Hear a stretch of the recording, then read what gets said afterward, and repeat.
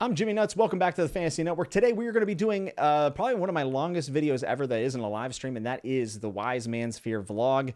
This is going to be full spoilers, so if you haven't read the book, you don't want to get spoiled, you definitely want to head on out from here. These are my live reactions as I go. I broke the book up into parts, which were just a decent amount of chapters, and I'm just giving my thoughts and theories and feelings as I read the book and making some commentary, and then I wrap it all up at the end. I know this video is extraordinarily long, so feel free to take breaks in between and come back to it if you want to, but I hope you enjoy this. This was the first time I've ever done something like this, and I had a lot of fun. It was a lot of work, and it spanned over a week's time, and I feel like I went on a journey. And I hope that you will enjoy going on that journey with me now as we begin the Wise Man's Fear blog. Not blog, vlog. Well, let's begin. It feels good to be back with Wise Man's Fear and Patrick Rothfuss's writing. I feel like my expectations are so much better for this, meaning that I actually kind of know what I'm getting myself into. When I read Name of the Wind, I went in very blind, minus a few details. So I feel like having to reframe what King Killer Chronicles is in my brain took all of Name of the Wind and even some after, and I watched some wonderful captured in words videos that also helped me rehash a bunch of stuff that happened in Name of the Wind. So big shout out to Jay over there on captured in words. Just almost impossible not to get excited about King Killer watching those videos. They're so well done. But with all that, I feel like I'm already enjoying this opening a little bit more. I'm not the biggest fan of the academic setting or the academy setting, but it's hard to argue that this isn't a great version of that. And there are so many mysteries that still plague me from Name of the Wind and are even being maybe added upon here in Wise Man's Fear. So I'm going to go through part one of this, chapters 1 through 17, and tell you everything that I thought, predictions. I don't have full context of the book, so we'll see how wrong I am by the end of this thing. I have seen some people say that they don't love that the prologues are so similar from book 1 and book 2, but I actually love it. There's something about repetition that builds confidence in something. It can also kind of build a character around the story itself, and this structure being consistent through book 1 and 2. I actually happen to like. It makes it feel just a little bit more epic for me. And then also, just a reminder of all the stories that Kvothe has about him. And Kvothe is someone who is maybe good and bad, definitely embellishes some of the legends and stories about him. But I think it just shows that there's usually two sides to everything, and maybe we can't trust anything that we hear secondhand. People, especially legends, are always going to be complex, and the prologue and the opening chapter is a reminder of that. Also, maybe a little brow, but I thought it was hilarious when Bast was talking to the apprentice's son, Aaron, and Aaron's like, oh, you know, I'm going to have to make sure my mom's looked after. And Bast's like, don't worry, I'll comfort your mother. And it's like, okay, that's a your mom joke right there in the prologue. And Aaron's like, would you really? Thank you so much. And Bast is like astounded. This kid has no idea what the implications are of what he just said. I thought that was laugh out loud worth humor there. I really loved that. So yes, it had flaws, but what does that matter when it comes to matters of the heart? We love what we love. Reason does not enter into it. In many ways, unwise love is the truest love. Anyone can love a thing because that's as easy as putting a penny in your pocket, but to love something despite, to know the flaws and love them too, that is rare and pure and perfect. I've never really been one to fawn super hard over the prose that was in Name of the Wind. Not that it wasn't great, but there's just other writing that I prefer. But I understand that, one, Patrick Rothfuss's writing is so readable. It's really impressive. But then there's sections like this where there's not a ton of like $10, $100 words in there or whatever, but there's something that rings true in it. And sticking these little pieces of very normal language that we use every day together in just a certain way that resonates with me, the reader, that is, in my opinion, some of the best prose, when you don't have to go deep in the thesaurus to really make the reader work, and you can just speak to matters of the heart. And I love this line about the lute, and I think obviously you can apply that to almost anything that you would consider yourself in love with. I was very unsure about how I felt about the Ambrose Kvothe feud in Name of the Wind. But oh my God, Ambrose poisoning Kvothe, and it essentially, you know, the whole plum taste in his mouth. I thought this part was just hilarious and a way of kind of poking fun at Kvothe in some ways and making him just a little less self-serious, which goes a long way with someone who is as braggadocious as Quoth. And if I say Quoth like 80 different ways, it is what it is. I'm trying to say it the right way. I had people in my Name of the Wind review tell me I was dumb. So I'm trying to subtly pronounce the V in Quoth's name. But yeah, just him basically spouting out all his intrusive thoughts, inappropriate, getting the urge to like push people off of cliffs or whatever. That whole thing was super, super funny. There's a viral clip of a kid, I think he might have had a leg or an arm surgery, and he comes out of anesthesia and he's just like, "Dad, I love you, Dad." And then he starts saying like super inappropriate things to his nurses. And they're all laughing because they know he's just drugged out of his mind. And even after after some of the inappropriate things, this kid is just like, "I'm sorry, I'm really high right now." And this reminded me of that viral clip. You know, Name of the Wind was a little bit slower. Wise Man's Fear, obviously, there's a lot to dig into here, but some people complain that the pacing and the plot of these books are meandering. But if you throw in like little events like this that are, you know, entertaining, at least to me, but also do build on the characters and, you know, that feud's growing, I think it's good stuff. And I just really like this. And the truth serum almost is kind of what it reminds you of. And before I get off of the Ambrose subject here in part 1, I just want to say through the first like 155 pages of this book, I still hate Ambrose. He's a douche. And I won't lie, I was extremely upset when I saw Denna with Ambrose. Like, I actually, maybe for the first time, really felt for Quoth in a more sympathetic way. Outside of, obviously, his entire troop being murdered. That was awful. Name of the Wind, clearly. But, you know, when it comes to Denna, she wasn't my favorite part of Name of the Wind. But seeing her on Ambrose's arm was just like, damn it. Yeah, because Ambrose is very, very hateable. Like, if Quoth's a douche, Ambrose is like a douche times 2. One thing in part 1 that I was kind of reminded of is that Patrick Rothfuss does a really nice job of making the impactful, you know, basically trauma-fueled moments from Quoth's past and other characters' past actually mean something. And it's so often I see in these super tight 300, 400, 500-page fantasy books, it's like they come out of the gate hot and they'll tell you about all this traumatic stuff that happened. And authors will do things to remind you of it, but they'll just kind of move on, you know, and whether that's a realistic way of doing it because of shock and also just needing to survive, that's up for debate. But I personally love whenever an author takes time throughout the entire narrative to reflect on those things, how their feelings change about them. And Quoth has a moment here in this first part where it just shows you that it means something. He struggles with it a lot, remembering his mother and father, not always together, but even in separate ways. And I love the fact that it's not just the bad memories like of the murders, it's actually the happy memories and thoughts that really, really make him struggle.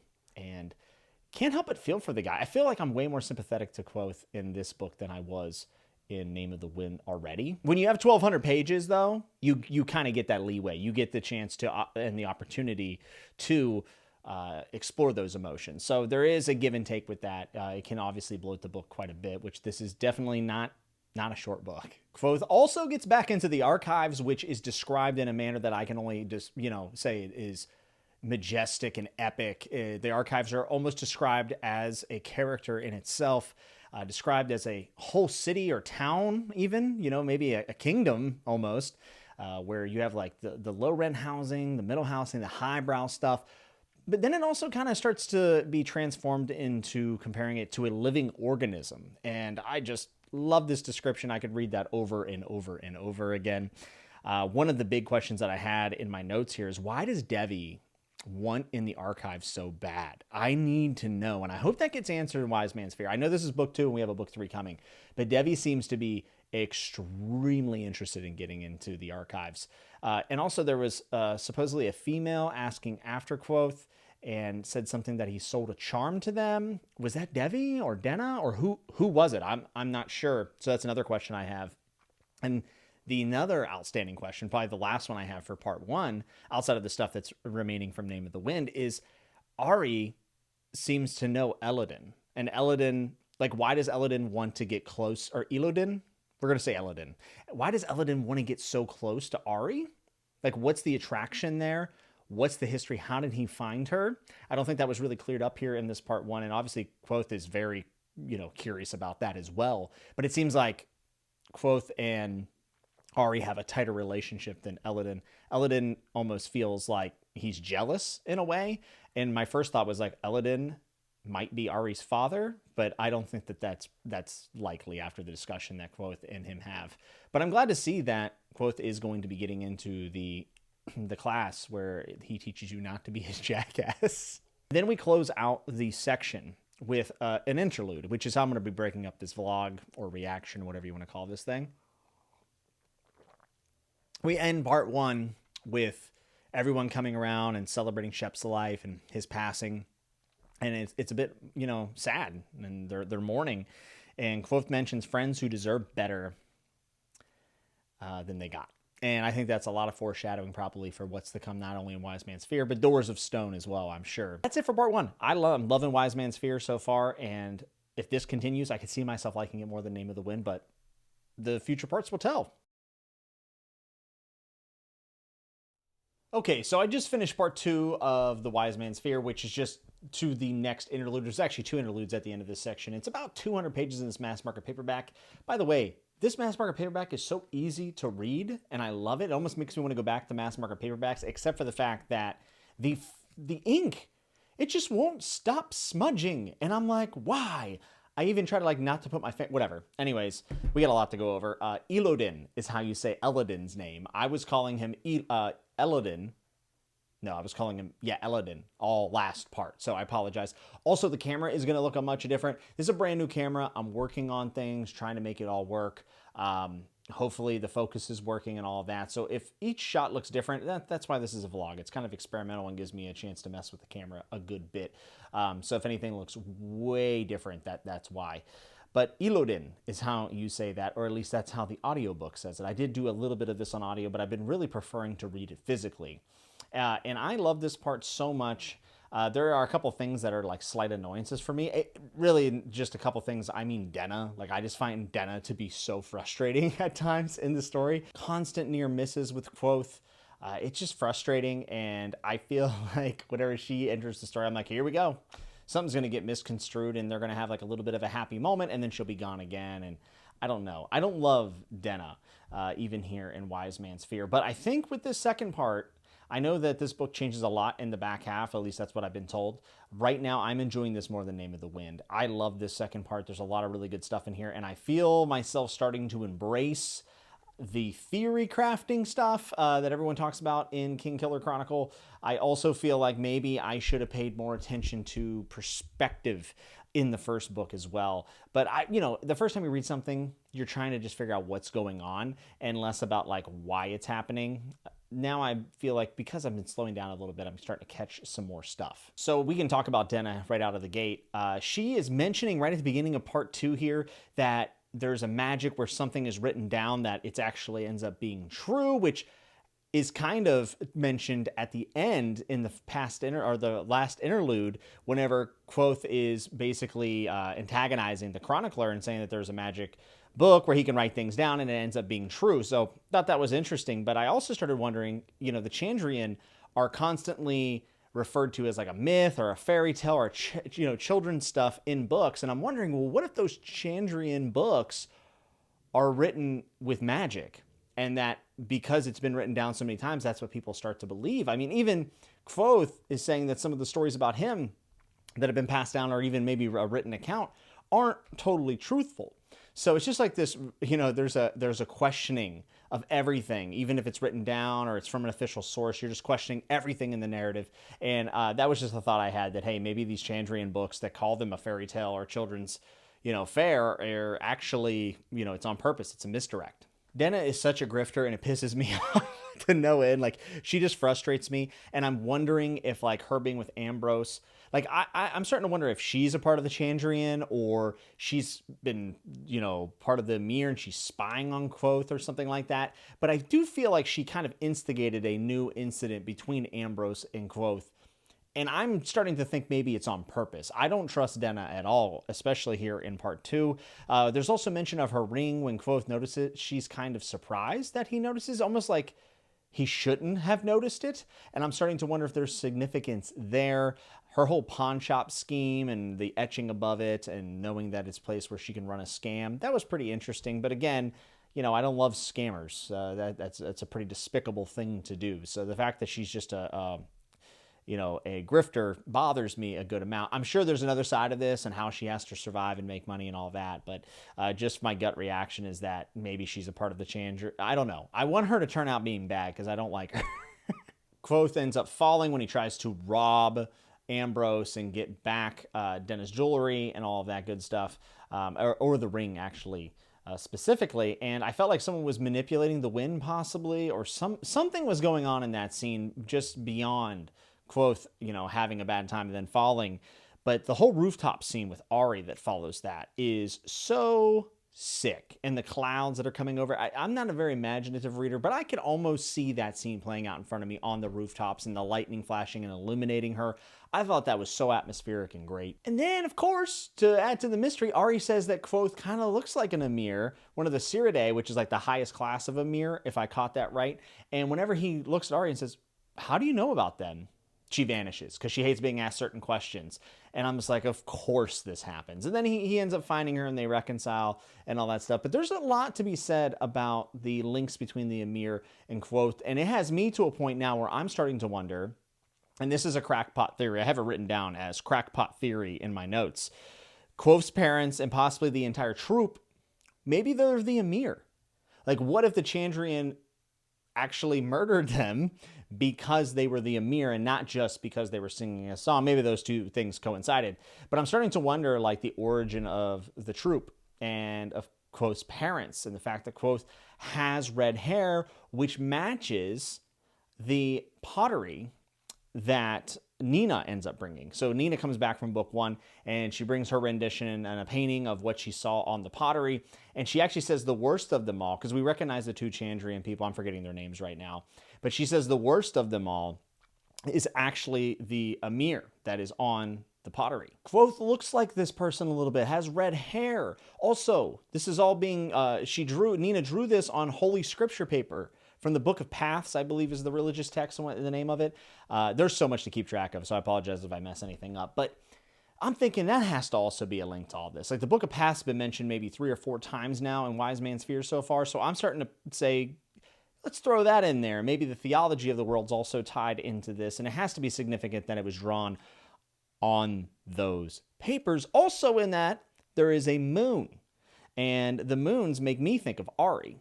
And it seems like every time a moon's out, we have Ari, and she's been called Moon and all these other things. So it's all connected, I swear. I feel like that meme of the person pointing to the board with all of the why. Like, I'm seeing why this is a lot of fun for everyone. Then we get the excellent Devi and Quoth binding fight scene, which I actually thought was really cool. I like the magic in this series. It's taken me a little while to come around to it, but the Alar and sympathy, all of it, it's all very, very cool. And I feel like this tense moment where Quoth is fighting off being attacked and having to keep his Alar up is basically like the hyperbolic chamber from Dragon Ball Z, and he's going to be so much further along because of the stress that he's putting his body through, and like he's training himself for this. And I could see it going really well for him as far as like payoff goes and power spikes. It turns out that Devi is not the one that was hurting Quoth, which I definitely thought she was, so this swerve got me a good bit. And it seems like it actually is Ambrose, which was Quoth's first gut reaction. I'll be honest, I'm not sure how much I love that. Like, I like the fact that it was someone other than Ambrose, and I'm still kind of hoping that maybe there's enough there's enough room here to maybe find out later that it wasn't actually Ambrose. It makes sense, especially for the fact that his room was broken into and there's a thief and he has their blood, all that stuff. It all makes sense and it tracks. But I was just a little bit disappointed when it came to the fact that it looks like it actually just was Ambrose. And then Devi and Quoth kind of rekindle their relationship in this section. And I thought it was a little quick, but I'm okay with it. And we got to kind of move on. And Devi's cool. I like Devi as a character. Shortly after the binding fight, we also see that Quoth's loot is stolen, which I was like, oh, like maybe the person that's attacking him, and it's not Ambrose. It ends up being Denna, because of course it's Denna. And like, how did she think that was a good idea? Come on. The loot case and stuff was very nice. And the fact that Quoth was taken to tears for it, that was a sweet and endearing moment. Like, these two do have good moments together, but I feel like it's all for naught. And she's playing up everything so, like, perfectly and, you know, batting her eyes that it feels like 100% manipulation to me. And maybe I'm just reading too far into it because of Denna's just overall mysterious nature. but I don't trust it, and I wish Quoth could see through it, but we all know he's not good with women at all. Story of the Beggar was really cool. I thought it kind of maybe made a good commentary on social issues and biases and stereotypes. I think it's Quoth that says, well, stereotypes exist for a reason, which is like, I don't know. I don't know how I feel about that Quoth. I thought the story overall was good, though, and it did give a kind of a broader scope of the world and different types of people and different walks of life, which was really nice. And then we meet the puppet, who's extremely weird. The humor didn't land with me very well, but I am enamored by the fact that he seems to know a whole bunch. And then when we hear about the locked door, he kind of says, why would a student ever need to know that? Or a student shouldn't be asking those type of questions. So I'm thinking, okay, Puppet knows what's behind the door, and I need to know. So I hope we see more Puppet in Wise Man's Fear as I keep going. To reinforce my Quoth maybe isn't a mere theory, Sim even says that Quoth is a lot like the Emir. And then we find Gibeah, which is like an amazing, I don't think he's like a physicist, I think, in this world, that he was actually a part of the Emir and he was a secret member. So even after the church kind of, denounced them for the terrible things they did towards the end, there is actually a chance that they have existed and survived. And maybe that's why the Chandrian are so set out to not be found, because they know that if the Emir find them, they're in big trouble. Do they need to kill people to do that? No, I don't think so.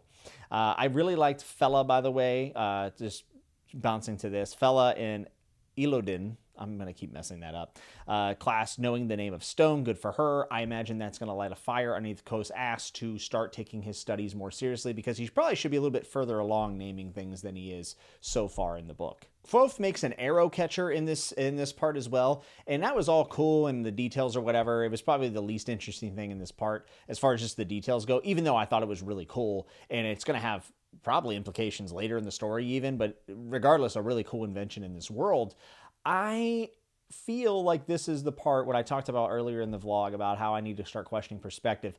Quoth comes across as such a do-gooder, self-righteous guy who drops the price of his amazing invention because not just rich people should have the right to defenses, right? And I read that and I was like, God, that is just so, like, it's a good thing, clearly, but the way it's stated is just such a, and then everyone clapped. And I was like, you know what? Let's not forget that Quoth is telling the story of the chronicler and that he is most likely embellishing. Like, I feel like he added this in to make himself look a little bit better, if I'm being honest. Maybe he didn't want to come off braggadocious with the amount of talents that he was receiving for it or something. I hope that that is Quoth in the present day lying and just trying to shine himself up to look like the great guy, because if not, either way, it's just super eye-rolly, but it's funny if it's him adding to his own story after the fact. And then Quoth is brought up on charges by the Commonwealth, which he kind of skips over and says, yeah, and then I was cleared of all charges, but I was not off the hook yet, which is the kind of drop off and cliffhanger we get until we jump into the interludes, where Bass knows music is going to trigger Quoth and kind of changes the subject. And also, whenever Quoth is adding beats to the soup, he just so happens to also be talking about how he's taken too much time at the university. He needs to start telling the stories of what came after. And that's when Bass is like, no. And everyone's like, whoa. And Bass is like, the beats. I don't want beats. They're foul. But I think it was clear that he is not keen on Quoth getting to that part of the story. I think he wants to remember maybe the university stuff and not what comes after, because that's where things are clearly going to go south and have a really big impact to where we have Quoth now, who seems to be kind of reluctant and timid. So that was cool to pick up on. And then we also hear about the chronicler story where he's telling townsfolk about this magic person, yada, yada, yada, and kind of puts chronicler in his place. And he says, if I want to skip over my stories, I damn well will, which was cool, but also ties back to what Denna was talking about with magic, being able to write down things and then it come true. Started this section with that, ended with it. I'm just saying it has to be significant. And what is up with Bass? I gotta know. I'm tired of it. But that concludes part 2. This was definitely a step up from part 1, and honestly, maybe my favorite section of King Killer Chronicles so far. And I'll be back soon with part 3. Hopefully the video looks okay, by the way. Time to go to jiu-jitsu. I'll be back. All right, we're going on to what I would consider to be part 3 of this book. I have been stopping at every interlude in recording, but this time the interlude was only like 100 pages, where the last one was like 200 pages, then 300 pages. So I actually read to the next interlude, which gave me a chunk of like 200 pages, which is essentially Quoth leaving the academy and then going and to Ventus, and then him joining like a band to find some ruffians or bandits, all this stuff in a forest. So we're going to reacting to all of this. Straight out of the gate, we got immediately more Amir at the start of part 3, which I was very, very interested in. We also hear that Devi went on a bit of a vacation. I'm very suspect about that. And yeah, the big news that Quoth is going to be leaving the academy, which academy settings have never been my favorite. I think I've already said that in this vlog, but find myself kind of missing it already in this section, which I did not expect. And I also keep thinking that while Quoth's gone, I'm thinking about the academy. I'm thinking about everyone that's left behind. And I just have this feeling that something major is happening while we're not there. And that when Quoth, if ever, comes back to the academy, that there's going to be some like big changes and major shifts. So my mind is still there, even though we aren't. Quoth's trip to Ventus is really cool, and it sounds very, very eventful. It sounds like it was a hell of a time for him, but also like there's this whole thing where we just kind of jumped over it, and we got like the cliff notes. I wasn't sure how I felt about that at first, but I actually like it. It feels like a gear shift, and we do need to pass some time here, because I figure there's a lot more story to tell, and even if book 3 does come out and it's 400,000 words or some madness, that's still a lot of story to tell. So I kind of like this. It's like a new arc for Quoth, and I was very excited to see where it was going to go. And I really liked Elveron. Yeah, Elveron. And everything that was going on with him. At first, he seems like this grandfatherly figure and kind of mysterious, even. Alvaron's poisoning everything. I actually really enjoyed that with the butler and then the alchemist or whatever. All that stuff was really, really good. And I like Quoth's like complete and utter disaster of a situation for him to be in. And he's trying to figure out a way to flee. And then he doesn't flee. He's like, oh, wait. And then he gets apprehended in his room. I'm just like, God, Quoth, you were always like just one step behind, it seems, from getting into a ton of trouble. Quoth had some really good stuff in this little like side arc, as we'll call it. I called it a side quest in my notes. But I like the fact that not only does he find himself in trouble, but also he has to sell his loot and his loot case to get money. And it's just another example of Quoth struggling with money, and that like that struggle will always be a part of Quoth's life, I guess. But on top of that, it seems that there is always some sort of like undercurrent of tension or a trouble that keeps us invested in stuff that's going outside of the main plot. So while Rothfuss is building out this new area with all these new characters, we can still relate back to the fact that Quoth has to get this money and has to pay this back. So these simple interactions that are really all dialogue driven have tension in them because of what we know that is at stake at the end of all of this. He has to get that money within like 11 or 12 days. This is a really great way of writing. It allows Rothfuss time to take a moment to do some more intimate dialogue and slow things down while still having something to push the pace along. I thought that that was a really cool way of doing it. We also get some more lore, about older families and the land and everything else. And I enjoyed this because the Lackless or the Lockless, whichever one that you wanted to say, apparently have a secret door, and it's like a rumor. But at this point, I feel like the Chandrian are just a rumor. Well, we know that they're true. So maybe the Lackless really do like have a locked door somewhere. And I want to know more about that. Why is everything locked? The thrice locked chest, the door in the archive. Like, I need to know more about all these locks. It feels like the Lackless lore that we're given here is definitely going to have some sort of payoff. If not in this book, I would imagine in book 3. There's no way all of that was just an info dump and kind of picked and prodded at for no reason, right? I mentioned that Alvaron had that grandfatherly, mysterious feel to him, but even before he's at full health, we can actually see that this is a very powerful, dangerous, elite person of high class that is absolutely ruthless. We hear about some of the punishments that he deals out, and watching Quoth slowly realize this and come to that realization, I felt like as the reader, I was also realizing this.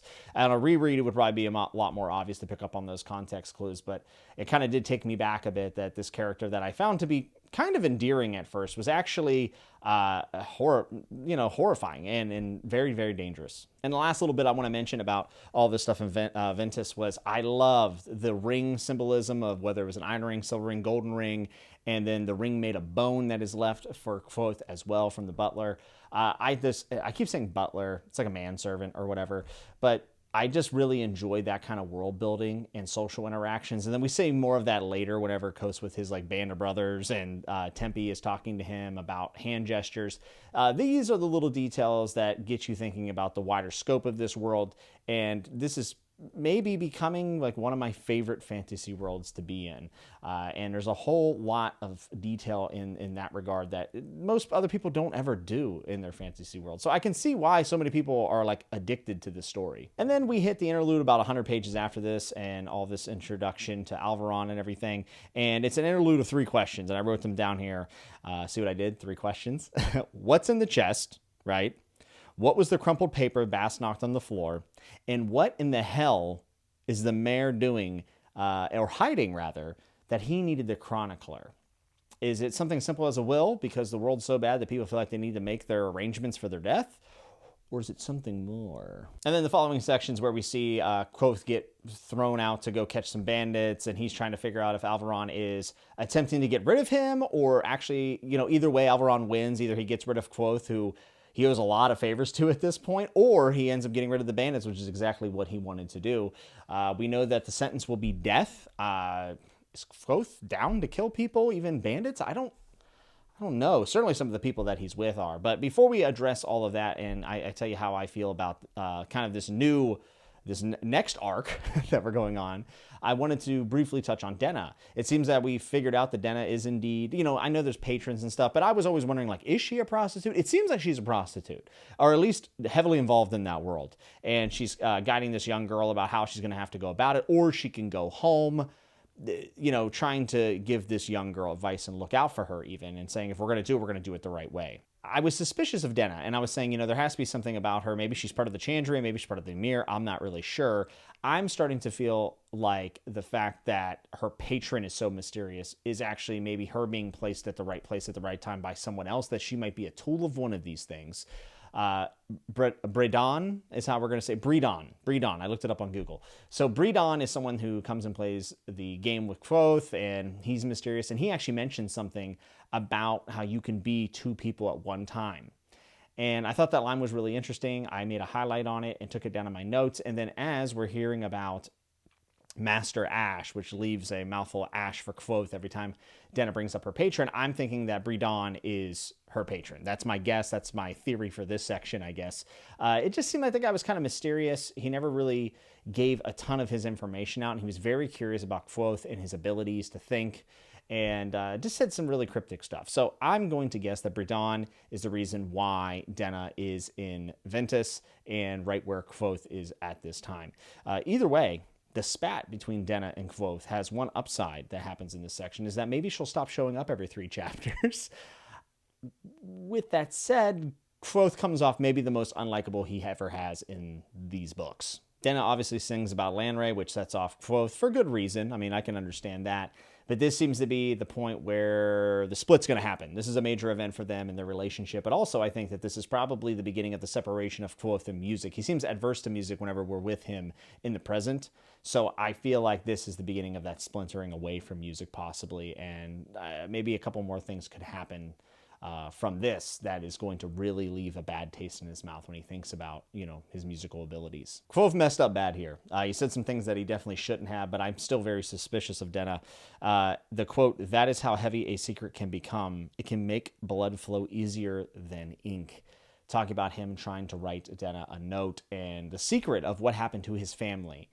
I can understand why you would not want to share something like that, and it is clearly weighing on Kvothe. And I like that there's an emotional toll, and it does dictate his actions a bit. Like, it feels like real trauma. As far as the bandit group, or the, bandit hunters group that Kvothe finds himself in, I don't have much to say about it, to be honest with you. I'm not sure how I feel yet. I was very in for the Alvaron stuff and his poisoning and Bredon and even Denna stuff, him having a big fight with her. I felt like at least it was something a little bit different going on between those two. I don't know if I like this little bandit hunting group yet. Tempe is really cool, and I already talked about how I really enjoyed the fact that Quoth had to understand like hand signs and all that. Makes the world feel bigger. That's great. I also like Martin. I thought he was a decent side character at the very least, and I did like the forest setting. The forest being compared to the archives by Quoth and talking about how there was nothing to do and how bored he was and how he still felt very alone and everything looked the same from Old Forest, but this place is different. All that stuff's really great. The atmosphere is decent.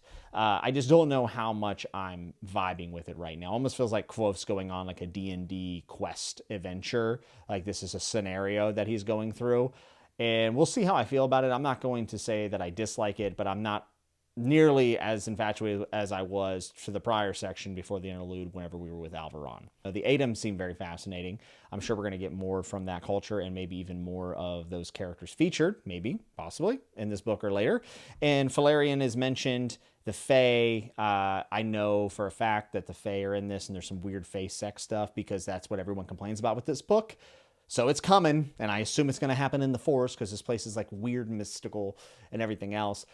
People complain about this so much that I feel like there's almost no way that it's going to be as bad as people have made it sound out. Not that they're not telling the truth and that's not their real reactions, but when you're bracing for something, a lot of the times you're like, it wasn't so bad.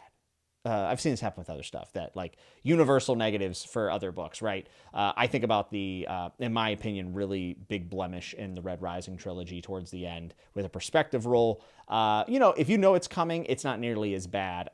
For the Red Rising thing, I didn't know it was coming. Like I had never heard anyone talk about it. So when I saw it, I was like, wait, what? This is ridiculous. And then I looked up it online and like, lo and behold, a ton of people had also caught that, which people still argue me today. What am I talking about Red Rising for? Who cares? So anyways, I feel like that I'm bracing for the weirdness and the face stuff is probably going to temper my expectations to where hopefully it doesn't bother me. It seems like the second half of this book is where people tend to fall off the train with Wise Man's Fear for the people who do not like it. And then there are some people who say the second half of the book is the best part. So I guess we'll find out where I stand, but Falarian's obviously going to be a massive deal. And we'll have to see what all this Fae stuff's all about. We reached the final interlude for this section that I'm calling a section, which is like 200 pages. And there's lots of levies being raised. And things seem very bad for the common folk. And you can tell Quoth is really bothered by this. Bast asks Quoth if he would like him to break the fence again on purpose so that Hap could have more work and they can get him some payments. It shows that Quoth cares about the common folk. I am very curious to see how we got to this point, and I'm sure that's probably all in book 3, which sucks. But I'm enjoying the book still. Love the Alvaron parts a lot. We'll see how this bandit stuff goes into the forest. I'm not sure how I feel about it yet. But we're reaching into the back half of the book now, so only probably 2 or 3 more of these recording sessions, I assume, and then I'll be done with Wise Man's Fear, and then I get to wait with everyone else. So I'm excited for the next part, and I'll see you whenever the next interlude is, or around 200 pages. All right, so I just got back from the gym, had a wonderful back day, by the way. I'm looking at my notes. I just went ahead and record because I finished this part last night, which is part 4. It's only like 100 and some pages, but I wanted to do this one separate because I had a lot of thoughts, but also I finally have reached the point with the Fae and Falarian and everything that goes with that. Also the Cathay, as I believe how you say it, it's C-T-H-A-E-A, whatever. Cathay. If you're upset about me mispronouncing stuff, you obviously haven't been around the channel that long, right? So this is what I'm considering to be part 4. And this is the one. This is the one that I've always heard about and how terrible this section could be for some people. So I guess we should go into how I felt about it. There's some stuff I really liked about this section. Some of the best stuff in the book. And then also some stuff that didn't hit off with me. So I'm going to kind of go through it chronologically. The bar fight with Tempe that Quoth is involved in that leads to the Lethani stuff was a lot of fun. However, when we still kept going through the Lethani stuff, and I think Rothfuss was trying to make it kind of confusing on purpose to be mind-boggling and this really hard concept to grasp. I understand what he was going for, but I felt like it went on just a little bit too long, and I did find myself getting a bit bored, which I know is not the greatest literary criticism or analysis of all time, but it's just true. I felt like it was starting to get a little repetitive, and I like Tempe as a character. I like the Lethani stuff, but I just felt like this section went on just a little bit too long. And I've seen some people say that they felt like the Fae stuff went on too. My hair looks terrible.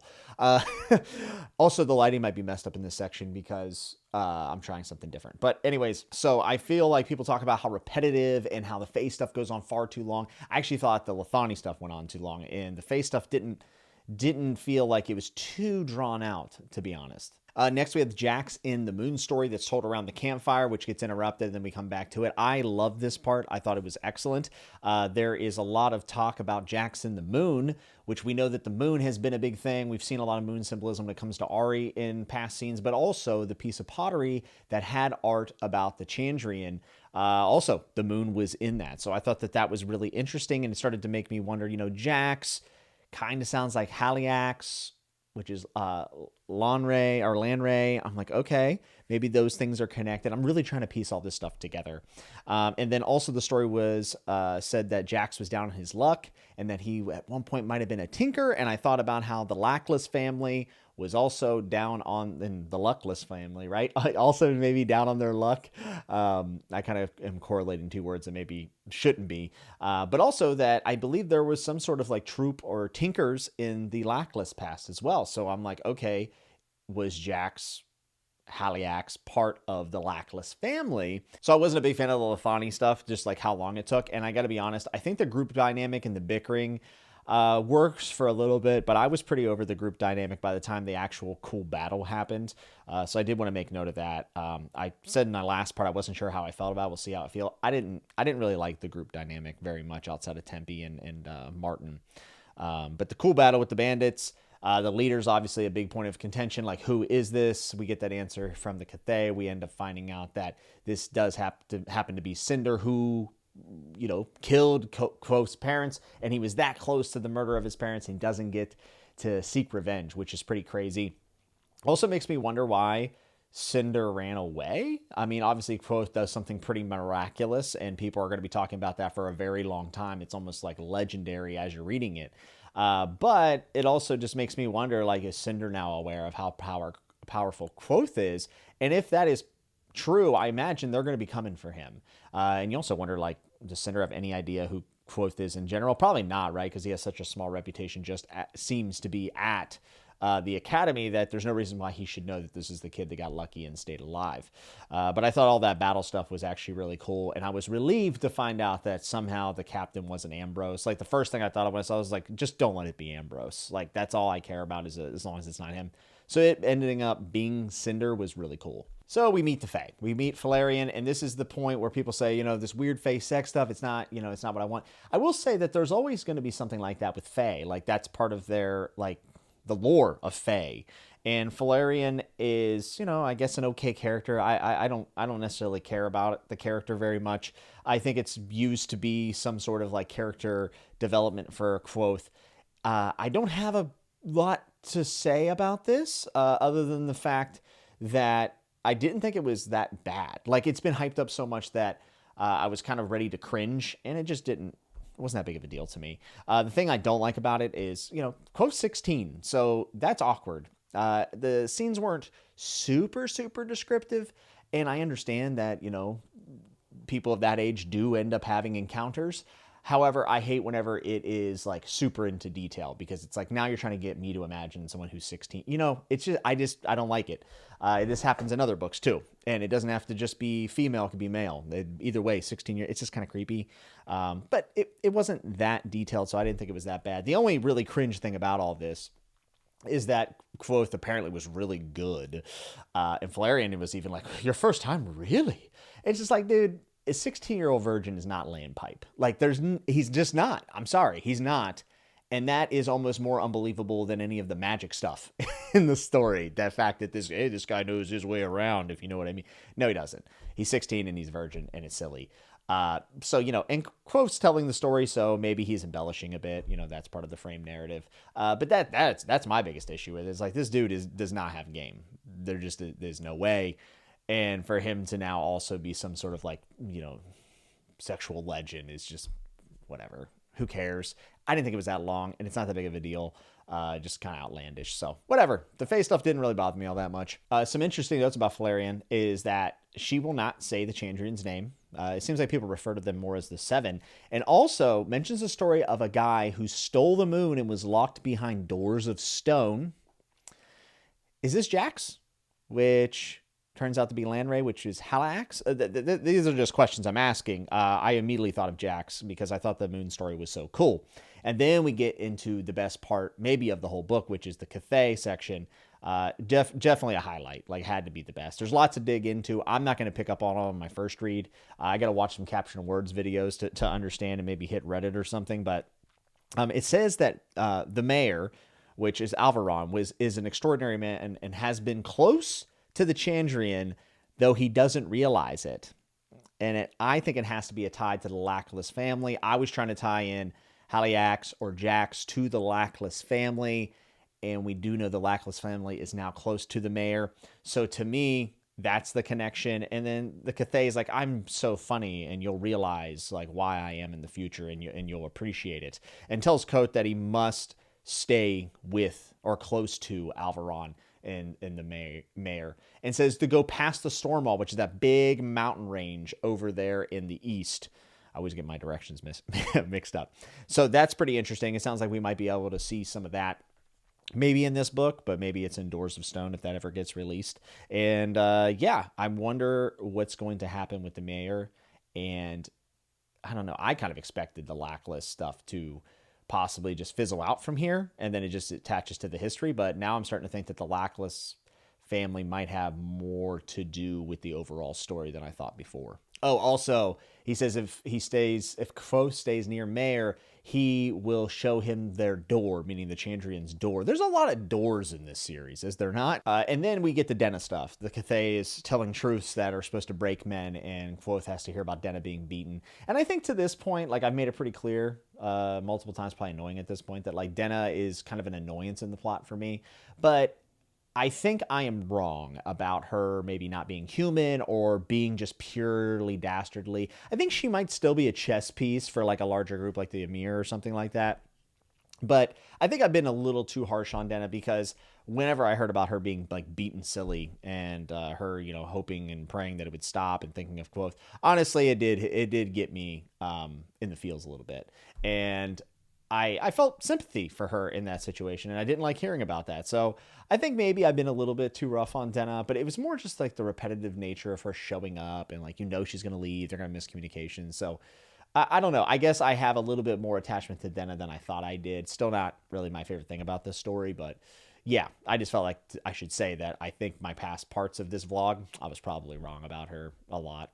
And then we reach the best interlude of the entire story with Bast absolutely losing his mind, finding out that Kvothe has talked to the Cathay. Yeah, this is, you know, two of the best scenes in the whole series for me. And all the things that are affected by powerful people of the past coming out here and speaking of the Cathay and the order that is sent out called the Sith or the Sithi that go out and kill anyone who has been in contact with the Cathay. All that stuff I'm eating up, like absolutely adored it. And the Cathay is like kind of a weird play on determinism, but it's almost like a parasitic infection that now will only affect, you know, the choices that are made by these individuals in the futures. And I don't know, there's branches off of each decision as well. So you're assuming that the person that's making all the decisions post meeting the Cathay is making the most just downright terrible decisions ever. Do they have their own say in anything at that point? I don't know. I love that. I think it definitely changes the way I'm going to be looking at the story from this point forward of Kvothe's retelling, but also in the present tense in these interludes. Kvothe is compromised possibly by this parasitic infection that is the Cathay or whatever you want to say. I thought this was awesome shit. I thought this was excellent. And I know I kind of drug through the forest stuff and the band, and I didn't like the group dynamics all that much. It wasn't like terrible. It wasn't going to ruin the book for me. Like this still could end up being a 5-star read. I just didn't love that. And then the Fae stuff to me was more like whatever. The lore stuff that came out of it was really good, but the Cathay and then the interlude, some of the best parts of the book, and I am fired up. We're going to be calling this part 5 of the vlog, and I just wrapped it up. I have like 100 pages left. I went through 2 interludes here because they were so close together. So the next part of this video will be the final one. But I imagine a lot of you in my last vlog part were probably laughing by the end, knowing that I was said, I'm not so sold on the Adem, to know that for the next 200 some pages, I think we were with the ADEM. So I'm sure that was a good laugh. And the culture does seem cool. And I actually think that there's a lot of really cool stuff in it that I did like. But overall, this is probably the piece of Wise Man's Fear that I'm connecting with the least, maybe the least in all of King Killer Chronicles, but I don't think it's bad. I actually think that the world building here and the setting up of the ADEM culture and the Lethani story, backstory, all that, it's really solid stuff. So I can't say that I feel like it should be cut from the book or anything like that. It's just what I'm not resonating with the most. Tempe wanting to play music, but not being able to, and you have to wonder what his potential would have been if he had not been a part of this culture. That's sad. And I feel for Tempe. I think Tempe is a good character, a good side character, even though I was hoping that maybe there'd be a little less of him moving forward, but a good character. And Tempe is clearly someone who kind of bucks back against the ADEM culture. And I think it was important to show that there is, multiple people with different personalities in the ADEM, and they're not just all, speaking in one way and acting in one way. There's branches to this culture. And I thought that was really important. Also, the backstory of the Lethani, I thought was just incredible. And as I think back over the King Killer Chronicles now, I'm nearing the end of Wise Man's Fear. I think some of the best things about Patrick Rothfuss' world and his story is the backstories to stuff. Whenever he takes time to actually do maybe a bit of an info dump and some lore dump, he always finds a good way of doing it, in my opinion, especially coming out naturally in dialogue. And yeah, I think it's arguably the Lethani backstory is one of the greatest parts of King Killer Chronicles for me. This section also happens to have one of the funniest things I've ever read. And I'm not laughing now, but when I read it, I laughed out loud. I had a bellow. He stared at me like I wiped my ass with bread and ate it. Tremendous. I was extremely nervous throughout this section for multiple reasons, just like where the story could go or how Rothfuss might do something that could really leave a bad taste in my mouth. And I did feel the most nervous whenever he was at the stones or the steps or whatever it was. And I was like, no one gets past step 1. Don't even worry about step 2. And I was like, oh no, Quoth is going to make it to like step 3. Watch. Thank God he did not. I'm so glad he didn't put out a legendary performance. Obviously, he takes a bit of a dive to probably save maybe his life or at least his good health. So that's cool. It leaves a little bit of room to wonder what he could have done if he was really putting out his top effort.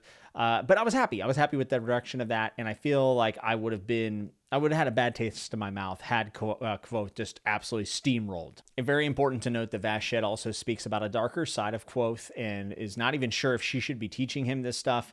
And then that is followed up later whenever we come across the Rue that aren't Rue.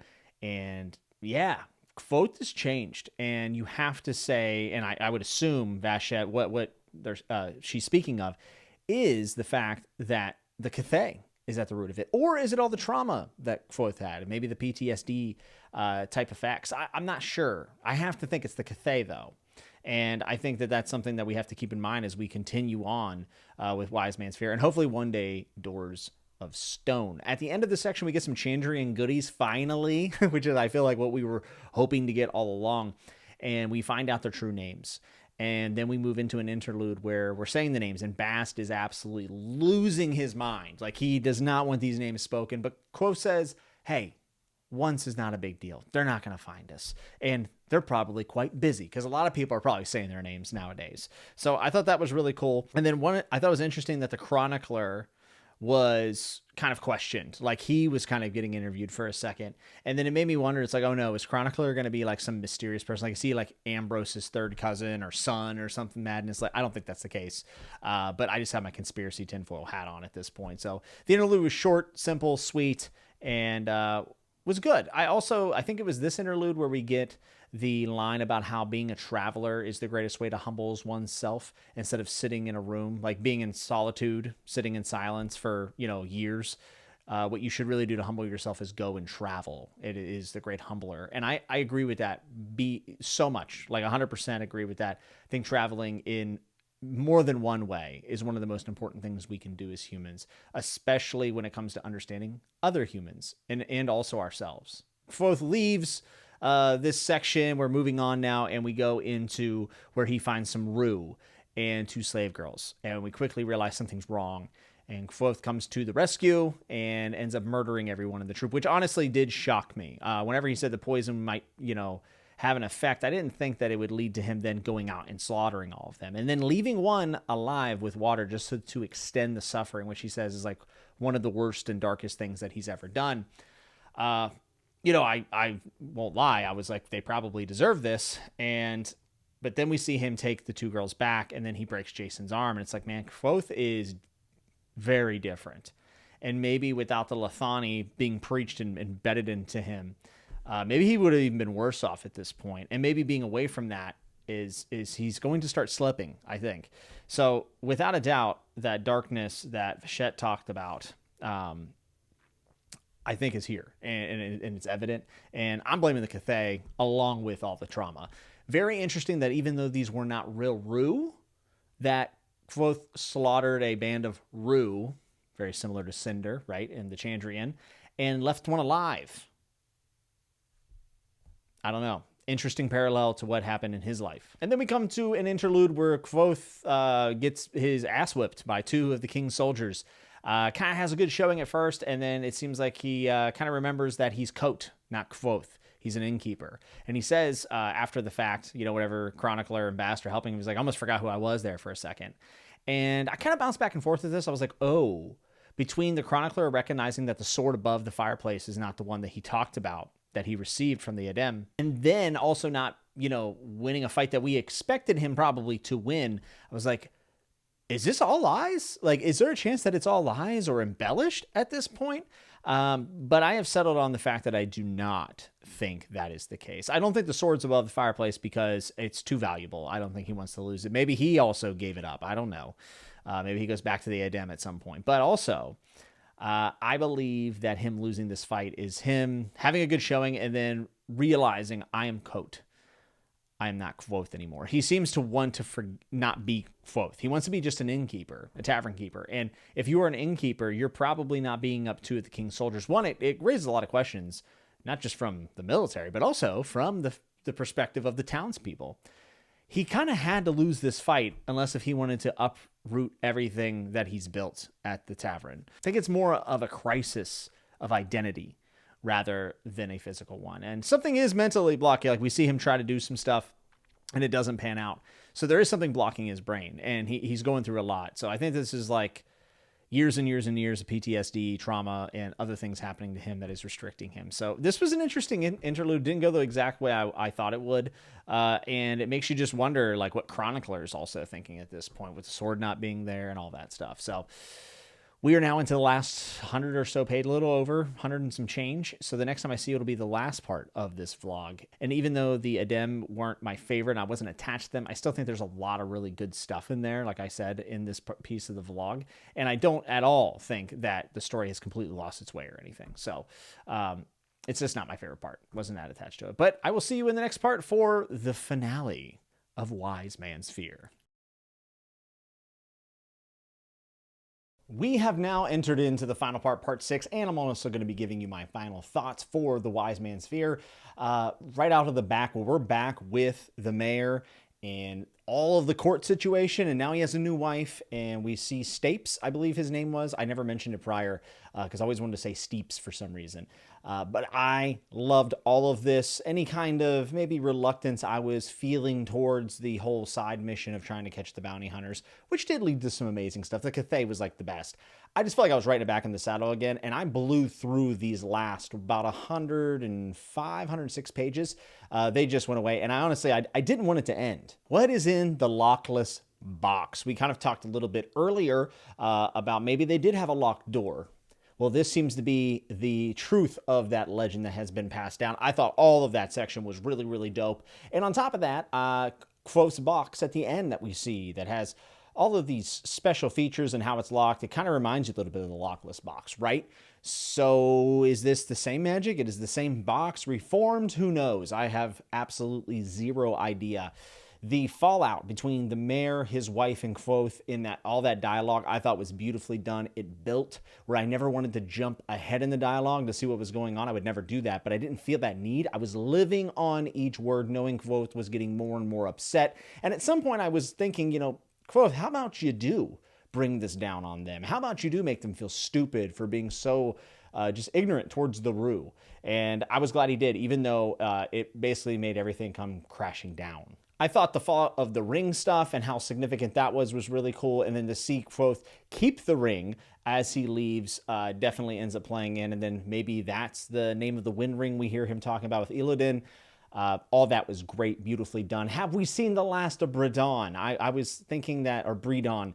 I was thinking that maybe we would have more answers about him in this book. Was he Denna's patron?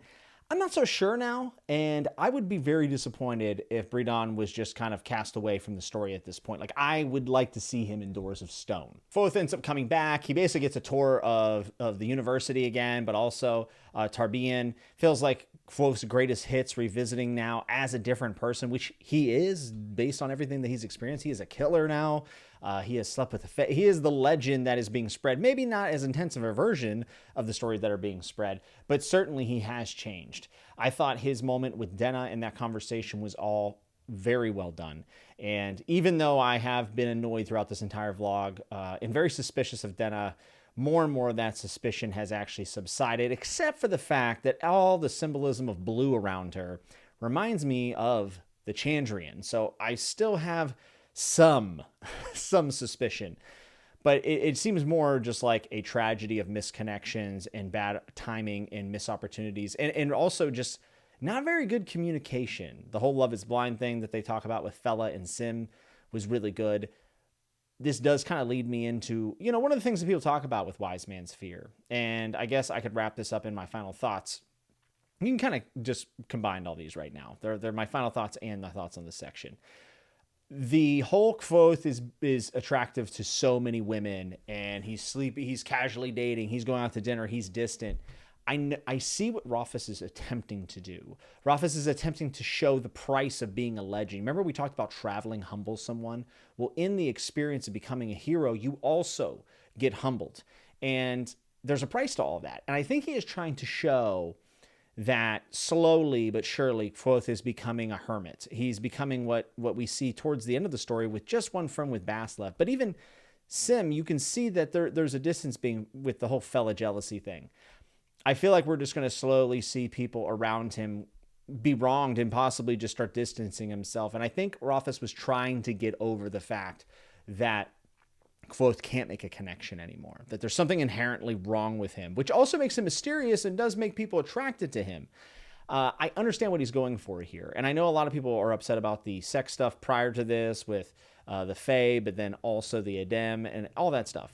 However, I see what he was trying to do. He's trying to show a different culture that maybe approaches sexuality in a different way. And sexuality is a very important piece of character development, or can be. To think that it's absolutely useless, I just don't agree with. I think especially when you have tomes this big with, at least in the first person part of the book, a very close psychic distance, you're probably going to explore that at some point if you really want to be true to the human experience. You can tell a lot about someone from their sexuality, I think.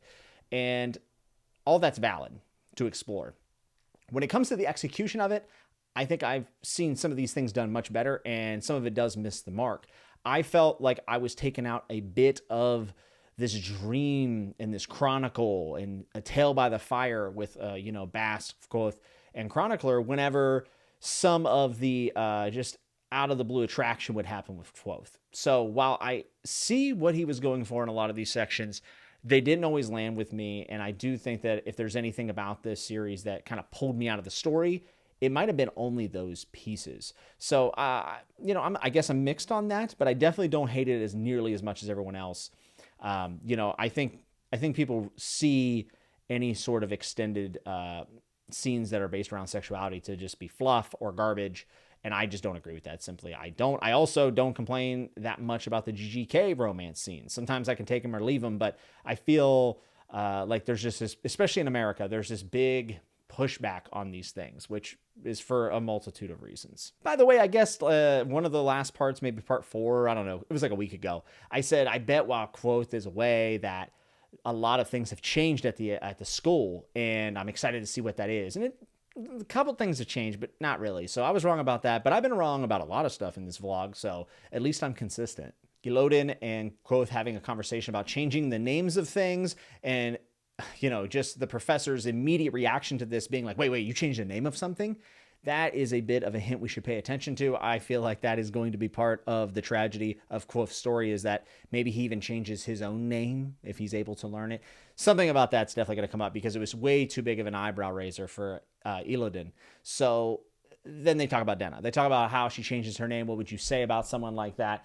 And it's interesting parallel to the fact that Quoth is Quote now in present day. And I think that it applies to what he is now trying to do, which is to simply run away and maybe be someone else. And then we bust down into, the present day, and we come downstairs from this elevated kind of story and a little bit further away from the characters. The psychic distance actually shifts, which is one of the things I really love about this interlude. It provides a shift that I think is needed in a breath of fresh air, especially in a book this long.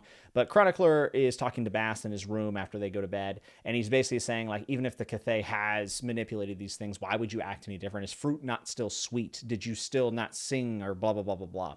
And this is what I've always felt about determinism versus free will. I'm in the camp that it's most likely, and based on no evidence, this is just my gut feeling, that the universe is deterministic. And people will say, well, if you don't have any free will, why do anything? Blah, blah, blah, blah. But I actually believe that, like, why would you do anything other than act like you have free will? Like, we don't really have a choice unless you're going to lay down and quit, which 99% of people are not going to do. So for me, it's just like, why would I act as if I don't have free will, even if I don't believe in it? It's the most common sense thing for me to do, is just to live my life and do what I want to do and live those moments, experience those moments. They're still moments, even if they were determined. I am not capable of even comprehending something like that. So I thought that section was really cool. We see Quoth fail to use sympathy, and I was paraphrasing here, but it says, he looked like a man who had received bad news he knew was on the way. I think his abilities have regressed far more than he had originally thought, and I am now less in the camp of that he remembered he was an innkeeper and decided not to beat up the soldiers. And I actually believe, like, maybe that was a little piece of it, but I actually think that his abilities have regressed. And I think that is what that scene is actually displaying there. And it is sending him into an inner conflict. But I don't think that he just chose not to beat up those soldiers. I think that maybe he has been on the shelf so long that those skills have deteriorated. I can relate to this. I went back to pro wrestling after being retired for like 3 or 4 years for just a couple matches, and my sharpness was not there. I was still pretty good, but my sharpness was nowhere near. And I was like, wow, I have regressed. And it's either like I go full bore back into training, or I just make this a little bit of a sayonara tour, which was what it ended up being. So I kind of related to that in a really weird personal way. But yeah, I believe that he has regressed dramatically. Also, there's a lot of like hand horror in this book. We talk about Alvaron hanging people by their thumbs or cutting their thumbs off. He says that someone would hang him from his thumbs or something like this. A lot of hand references. So I believe that something happens to Quoth's hands. It's also one of his like worst fears. And like different points of the story, they talk about hands. Like thumbs is used a lot in this book. So I have a feeling that something does end up happening to Quoth's hands. We would find that out in Doors of Stone if we were ever to get that book, but it's something to take note of, I think. Then in the final bit, we hear that we see Quoth take a single perfect step, which is kind of a callback to the Adem and his training and the Catan. And obviously, I think that he's deciding that he needs to train his skills. Maybe he is going to train to try to reach some resemblance of what he once was. But this is him maybe on the comeback tour, possibly. Bast hired the soldiers, I would assume, to try to wake something in Quoth. But Bast has a lot of stuff going on, and it sounds like those soldiers were in for a bit of a rough time if they ever even make it out. So all that was really cool. Kind of a nice little twist there as well. And then if there was something I noticed, I think that maybe the alcohols that were taken in the bottles were actually the ingredients that Bast told the soldiers to take, because there's a moment where Quoth is going to bed and he looks behind the bar at the bottles, and then he goes upstairs and then he tries to open up his chest, right? I think Quoth looked at the bottles, realized that certain bottles were missing, right? And said, oh, those were to heal. So the soldiers were getting healed up by Bast after the fact. I think he put it together. I think he knew what was going on. Which is a really subtle way of showing that Quoth, while a lot of his abilities with his hands, sympathy, physical fighting skills are diminished, his mind is still sharp. And maybe that'll be enough. So my final thoughts about The Wise Man's Fear is that I actually like this book more than Name of the Wind by just a slim margin. I feel way more attached to this book for some reason. I read it a lot slower, and I think that actually benefited me. Started out this vlog saying that like I liked Patrick Rothfuss's writing, but I never like praised it, like overly praised it. But the more I looked at the writing in his prose, honestly, I think I'm a bigger fan of his writing now, as far as like his technical writing and the rhythm that he uses, and just unstressed syllables everywhere. And it kind of makes this very flowy sentences. And then when he needs to drive a point home, he knows when to do it. His diction is phenomenal and doesn't use a lot of them fancy words. And that's kind of beautiful to me in its own way. So I think I actually like Patrick Rothfuss as a writer more, as an author, right? There's things about him that definitely annoy me. Outside of that, you have the whole grifting thing with this charity. So I'm not talking about him as a person. I'm talking about his writing style. Like, I like his writing style even more now. Wise Man's Fear, the Cathay is the best thing in the whole series, in my opinion. And I also enjoyed a lot of the expansion of the world building, even if some of it wasn't the stuff I was attached to the most. I was just more into the story. I didn't want it to end by the end, which means that I'm now joining the train of all of you for waiting for Doors of Stone. But I'm okay with it right now because I feel like I would like to reread these in the near future, because reading them slowly, quite honestly, is very, very enjoyable. And I should have brought my book up here. It is just destroyed with creases in the spine, ink splotches everywhere. I felt like I was on the journey in a way. And getting lost in a massive fantasy tome is why I do this. And it was a great time. I loved it. So I will now be waiting for Doors of Stone with the rest of you. If you like this video in this video format, this video is probably going to be over an hour long. I need some feedback, and I need to see how this does. Maybe I will do this for other books. Maybe I'll reread Name of the Wind and do a vlog of it as well. Who knows? I just want to thank you if you made it to this far in the video. You're an absolute champion. Everybody wants to be a Chad, but nobody wants to be a Chad. You know what I'm saying? That's Quoth's story, it feels like. And with that said, if you love this, please like this video. And if you love it and it's the first time, I'd love to have you subscribe. I do all kinds of bookish content of the greatest fantasy books and some else stuff, other stuff too, like sci-fi and horror, everything else. I'd love to have you here. There's a Patreon in the description. It's optional, but always appreciated. And we're finally done. Until I see you next time, be good, be safe, and remember to always keep turning the page. I want to give a big shout out to my Wildlings Knights watching Kingsguard. My Kingsguard include Lauren, Henrik, Kai, Eric B, Oscar, Stewart, Stephen R, Ikaika, Amanda, RJ, Shad, Nicoletta, Tanner, Jennifer, Garrick, Frank C, Fever, Matthias J, Sarah, Pat, Prithvi, Kevin, Ryan, Michael, Terrence, Wade, Darren, Taylor D, Derry, John C, Bass, Mitch, Sebastian, Benjamin, Jobot, Noel, Amanda L, Nicholas, C. Scott, Steve Talks Books, John, Chadia, Yolanda, Carlos, Jonathan J, Caitlin S, and Evie, Curtis L, Amel, and Bridger. Thank you all so much. You're the best.